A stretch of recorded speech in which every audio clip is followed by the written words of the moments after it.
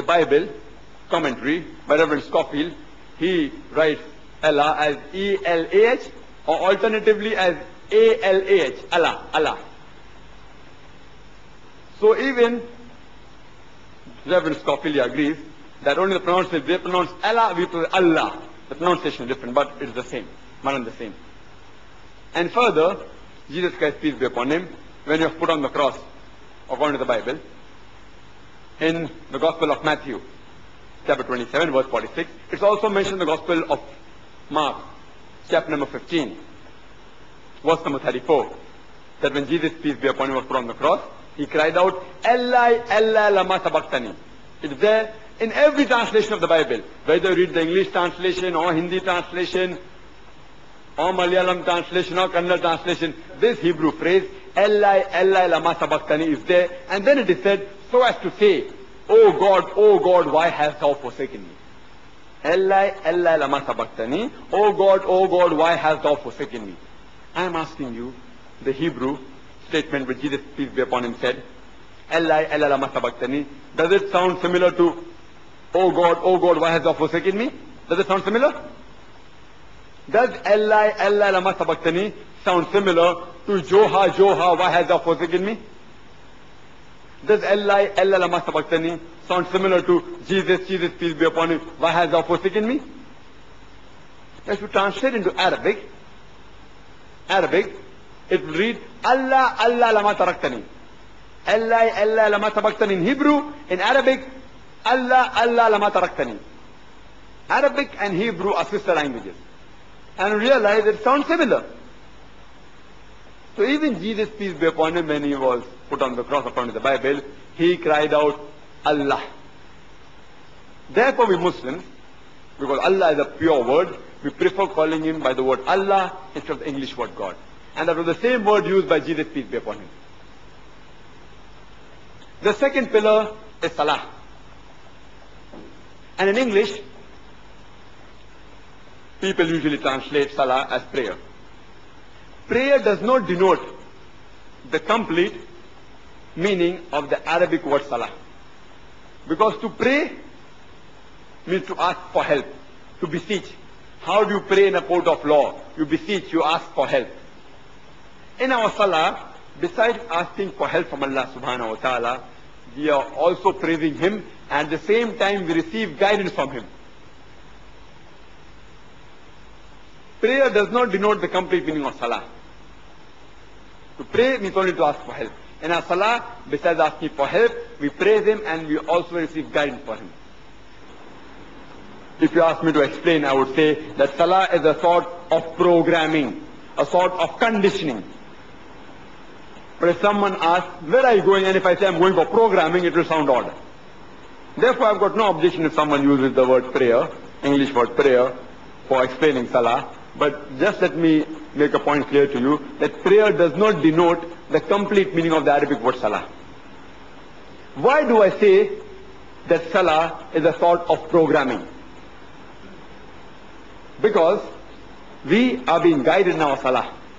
For example, after the Imam, after he reads Surah Fatiha, he may recite Surah Maida, chapter number 5, verse number 90 of the glorious Quran, which says, Ya ayyuhalladhina amanu, O you believe, innamal khamru wal maisiru, most certain intoxicants and gambling, wal anzabu wal azlamu, dedication of stones, divination of arrows, rishsum min amali shaitan, these are Satan's handiwork. Fashtanibu lalakum tuflihun. Abstain from this handiwork that you may prosper. Here we are being guided by Allah subhanahu wa ta'ala, by Almighty God, that intoxicants, gambling, idol worshipping, fortune telling, these are Satan's handiwork. Abstain from this handiwork that you may prosper. We are being programmed in our Salah. We are being guided in our Salah. We are being conditioned. The Imam may recite Surah Al-Baqarah chapter 2, verse 188, which says that spend not your wealth on vanities, and do not spend your wealth as a bait to judges, in order that you may eat up somebody else's property. The Quran says that bribing is not allowed in Islam. You are being programmed, you are being conditioned that bribing is wrong. The Quran says in Surah An-Kabut chapter 29 verse 45, Utlu ma uhiya ilayka min al-kitabi wa aqim as-salata inna salata tanha 'anil fahsha'i wal munkar. That recite of what we have revealed to thee of the book, and establish regular prayers. For verily, prayers restrain you from shameful and unjust deeds. The Quran says that prayer restrains you from shameful and unjust deeds. And every Muslim is supposed to offer salah minimum 5 times a day. How? For a healthy body, you have to have 3 meals a day. Similarly, for a spiritual soul, you should offer salah minimum 5 times a day. And the glorious Quran says in Surah Taha, chapter number 20, verse number 11 and 12, that when he approached the fire, he heard a voice, O Moses, verily I am thy Lord. Put off thy shoes, for thou art in the sacred valley of Tuwa. Almighty God commanded Moses to remove his shoes, because he was in a sacred place. A similar message is given in the Bible, in the Old Testament, in the book of Exodus, chapter number 3, verse number 5. It says that, draw not nigh hither, put off thy shoes from thy feet, for the place where thou standest is holy ground. The same message repeated in the book of Acts, chapter number 7, verse number 33. Almighty God tells Moses, draw not nigh hither, put off thy shoes from thy feet, for the place where thou standest is holy grounds. It was a commandment given by Allah subhanahu wa ta'ala to Prophet Moses, peace be upon him, that in holy ground, in sacred place, while offering worship, remove your shoes. Our beloved Prophet, Muhammad, peace be upon him, he gave us permission for both. You should pray without your footwear, but if you are praying with your footwear, you should see that the footwear is clean. And the Prophet said, it's mentioned in Abu Dawud, volume number 1, in the book of Salah, chapter number 240, hadith number 652. The Prophet said, they do the opposite of what the Jews do, because they always prayed without shoes and sandals.